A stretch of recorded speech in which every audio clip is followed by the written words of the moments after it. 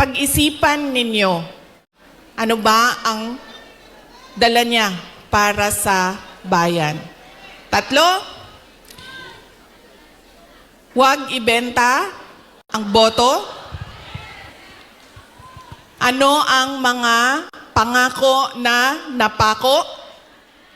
At pangatlo ay, hindi dahil galing yan sa sikat na pamilya ay iboboto na ninyo kaagad. So tingnan natin ang mga karakter, accomplishment, abilidad, kapasidad ng mga kandidato nating senador. Kapag inutusan yan bumili ng suka, automatic na yan, may abilidad na yan. Diba? Saan nanggaling ang abilidad niya? Siyempre, kung saan yung saan yung bilihan ng suka, doon yan sa shortcut na daan. Hindi yan sa sa malayo dadaan para mabilis dumating ang suka. Pangalawa, inutusan bumili ng suka. Napadaan sa barkada. So, ang sinabi ay, ayun na ng manggamamba, kadyot lang ma'am. So, ang sinabi niya ay pare, pahatid naman ito ng suka namin sa bahay kasi kailangan yan doon. Dito nang muna ako. 'Di ba? Abilidad. So, mahalaga yan. At kailangan natin pag-isipan itong eleksyon na ito.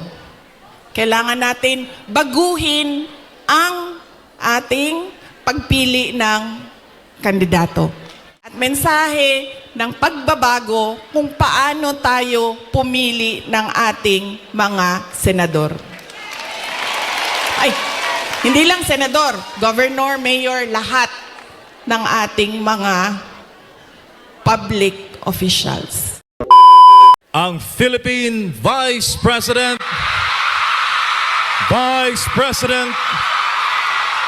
Sara Zimmerman Duterte.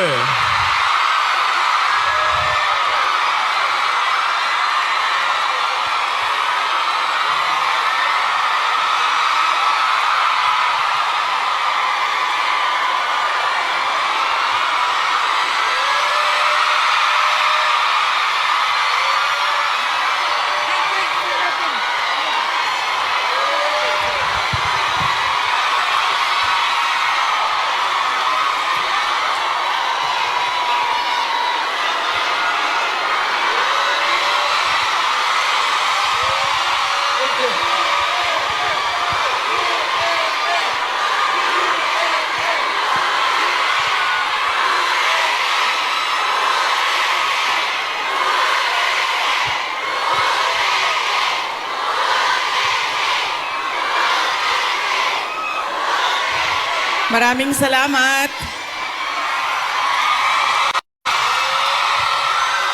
Magandang umaga sa inyong lahat. Maaari po siguro muna kayong maupo.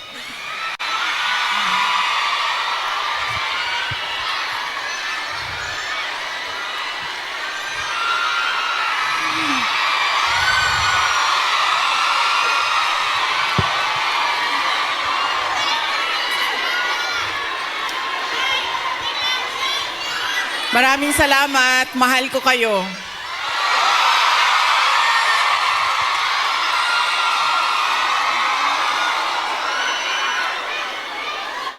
Ang sunod na kailangan natin pagpasalamatan kailangan ko pagpasalamatan ay kayong lahat, mga kababayan namin, mga kababayan namin dito sa ang iba galing pang Pilipinas. Marami tayong mga bisita na galing Pilipinas, galing Hong Kong, galing Macau, meron pang galing sa China, at merong galing Japan. Roasted goose. Roasted goose. At, tikman ko nga yun. Balikan ko. Roasted goose at yung parang lechon Macau. Bagay sa suka.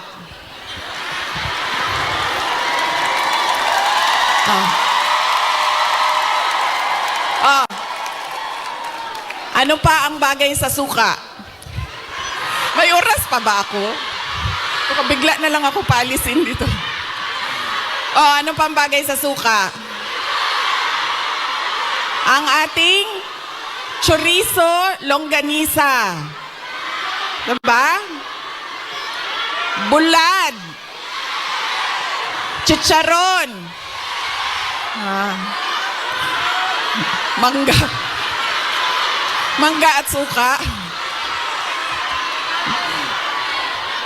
Kinilaw.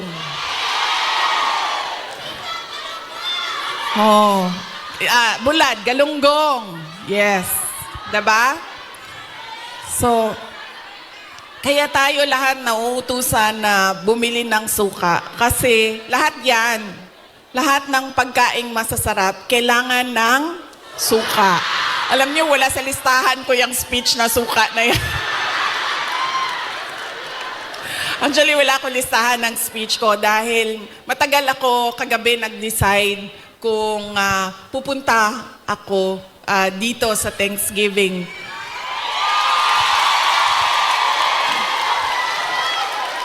Kaya wala akong listahan ng speech. Pero yes, alam nyo, marami siguro sa inyo ang nautusan na bumili ng suka at mantika. Mantika, suka, ganyan. Noong kayo ay bata pa. Opo. Pero sa amin kasi, sa bahay namin, nag-grocery kasi ang nanay ko. So lahat yang mga gamit sa kusina, binibili na ng nanay ko. Nautusan lang ako lagi doon sa kanto, sa tindahan, bumili ng Coke. Ng Coke.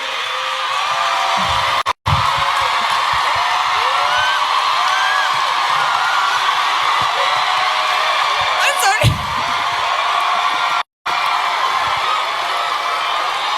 Totoo yan. Hindi joke yan, ha? Totoo yan. Alam nyo, di ba, tag 5 pesos lang ang Coke noon? 1980s? Or less pa nga ata siguro? 5 pesos? Mga 4 pesos ang Coke noon. Tapos ang pera natin, yung papel na green na 5 pesos. Oo, yan yon. Pero totoo yan, ha? Hindi, Coca-Cola, ha? Kasi kayo naman, pag sinabing Coke, tapos wala pang noon, wala pang 1.5, 2 liters. Litro lang yan. Litro lang yan nung kapanahunan natin. So yun. So, saan na tayo? Sa pagpapasalamat. Papasalamat tayo sa PDP. Ating mga kandidato sa PDP. Aabot tayo dyan mamaya. And syempre, kailangan natin magpasalamat kay Pastor Apollo Kibuloy for his generosity. Alam nyo, bumisita ako sa kanya nung siya ay nasa hospital, sa Pasig Hospital. Sabi niya sa akin, kung hindi ako nakulong, kung hindi ako inoppress, pinahirapan, hindi ko maisip na tumakbo para tumulong sa mga nakakulong, sa mga pinapahirapan at sa na-oppress. Sabi niya, tama lang na ganito ang nangyari dahil naliwanagan ako at napaabot sa akin ang mensahe na kailangan kong tumakbo bilang senador para tumulong sa mga nahihirapan at pinapahirapan.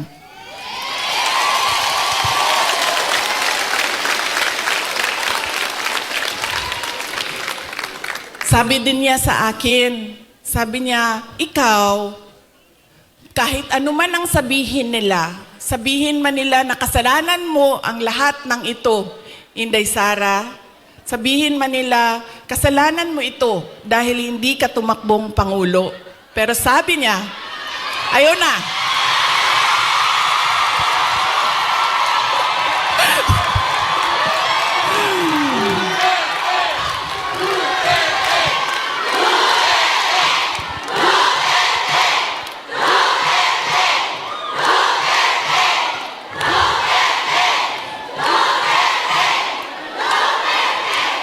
Pero sabi niya, makinig tayo kay Pastor Apollo Kibuloy. Dahil siya ang araw-araw nagbabasa ng Bible. Siya ang nakakaalam by heart kung ano ang salita ng Diyos. Anong words of God. Sabi niya sa akin, sabi niya, ganitong nangyari sa buhay ko. Sabi niya, Inday Sara, ganyan din nangyari sa buhay mo dahil hindi pwede na ikaw ang mauna at sila ang sumunod. Dahil wala ng katapusan. Dapat sila ang mauna at ikaw ang sumunod.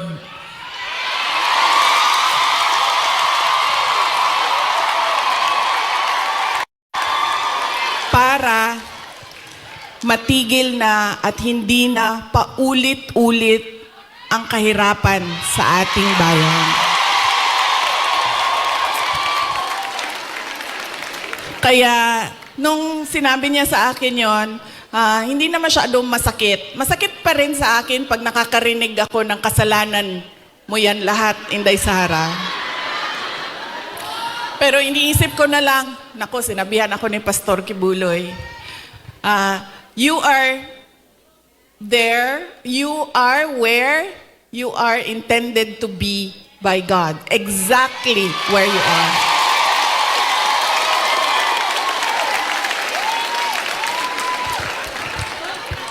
So yaan po, hindi pa ako nangalahati sa pagpapasalamat ko ha, kaya bilis-bilisan natin. Hanggang anong oras ba ako pwede, sir?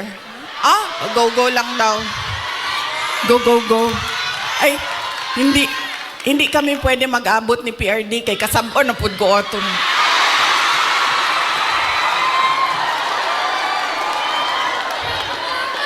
Kibaw mo nang nagsayo ko. Tagalog din. Alam nyo, bakit ako nandito ng maaga? Gumising talaga ako ng maaga. Ang alarm ko, 6:30 a.m., 7 a.m., 7:30 a.m., 8 a.m. 4 yung alarm ko. Para hindi kami mag-abot ni President Rodrigo Duterte. Kasi pagagalitan na naman niya ako sa mga pangyayari. No, hindi man siya nagagalit. Actually, mabait. Kumalma na si PRD nung medyo nagka-edad na siya. Mahal ko kayo.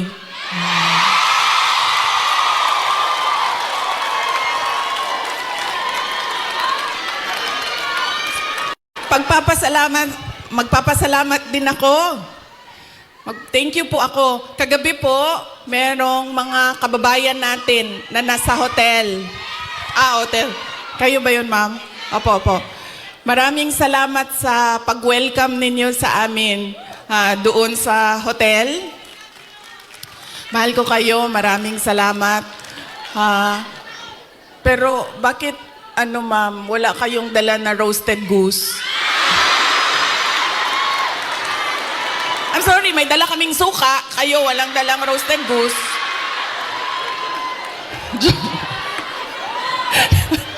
Joke lang. Pero salamat Salamat sa pag-welcome ninyo sa amin doon. Sigurado ako na kahapon may kailangan din kayong gawin. Busy din yung oras ninyo. Pero pumunta kayo doon at winelcome nyo kami sa hotel. Maraming salamat sa inyo.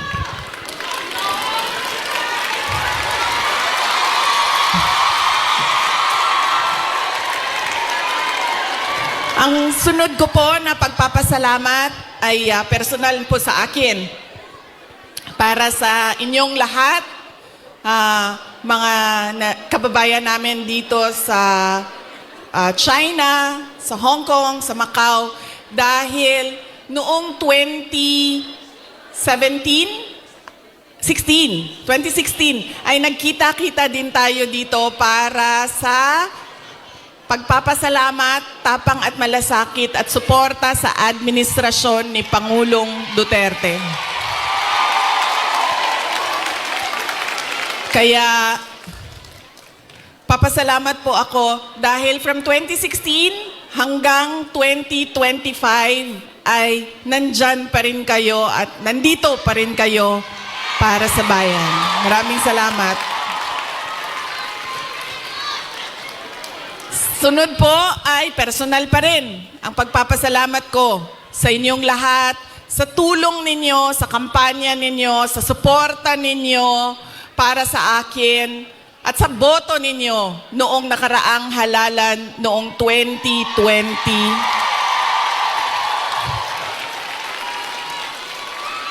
At sa susunod na halalan sa 2020. Joke lang.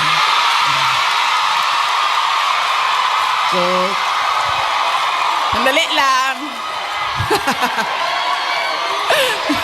Wait lang.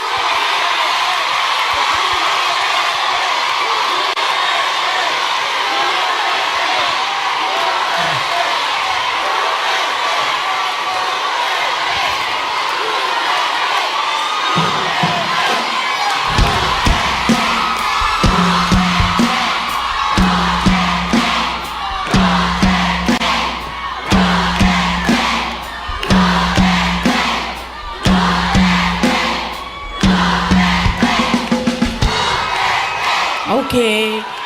Papunta na po ang suspension order. Sige. Sige. Maraming salamat sa suporta ninyo noong 2022. Thank you very much sa inyong lahat, mga kababayan. Alam nyo, una ko pong naramdaman na mukhang mananalo ako sa eleksyon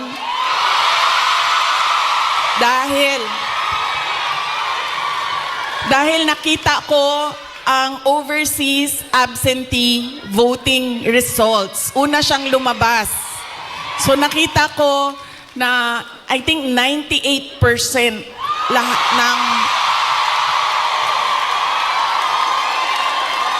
ng OFW votes ay para sa akin. Kaya doon ko naramdaman na parang baka siguro manalo ako. Kaya maraming salamat sa inyo.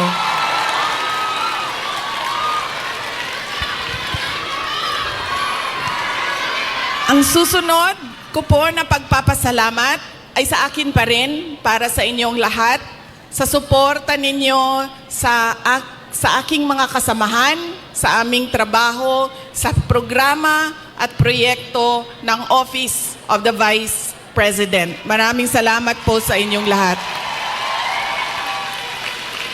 Dahil kayo lang po ang sumusuporta sa OVP, ang buong gobyerno po ay iniwanan na po ang OVP.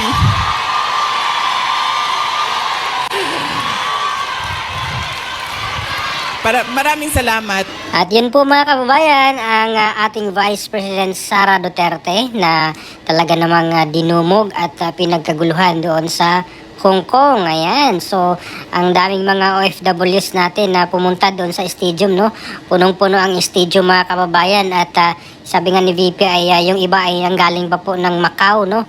Ng mainland China at ng Japan, no? Bumiyahe pa papunta ng Hong Kong para po doon sa Thanksgiving, no? Salamat PRRD na activity ngayong araw doon sa Hong Kong. At sabi nga po niya, napagalitan daw po sila ng pulis doon sa Hong Kong dahil talagang dinumog siya ng mga supporters or ng mga ating kababayang OFWs na nandun sa Hong Kong. Kaya napaka-overwhelming po ang suporta mga kababayan, no? Sa Team Suka, Team Duterte mga kababayan. At pinagmalaki rin po ni Vice President Sara Duterte ang ating mga senatoriables, ang Team Suka na magagaling. Ayan silang lahat mga kababayan. At sabi nga po ni VP na pag-isipan ng mabuti ang ating mga suportahan or ibotong mga senator, mga congressman, mga governor, mga mayor. Hindi lang galing sa kilalang pamilya ay iboto na. Bagkus doon daw po tayo tumingin sa kanilang mga kapasidad sa performance at kung ano pang mga nagawa. Wag daw iboto yung mga nangako na napapako naman. Kaya yun po yung bili ni Vice President mga kababayan. So Team Suka lang po tayo mga kababayan. No? Huwag kalimutan ang Team Suka na ating mga senatoriables. At ano pong opinion nyo mga kababayan dito po sa malaking event ngayon sa Hong Kong. Ayan, so trending nga po to si PRRD kasi ginawa nila ng kwento na nagtatago na daw dahil arestoy na daw ng ICC kaya pumunta ng Hong Kong. So yun po yung mga patutsada or mga binabanat nila doon sa kabilang kampo naman. At ano pong opinion yung mga kababayan, please comment down below dito sa ating comment section. Maraming salamat. God bless po sa ating lahat.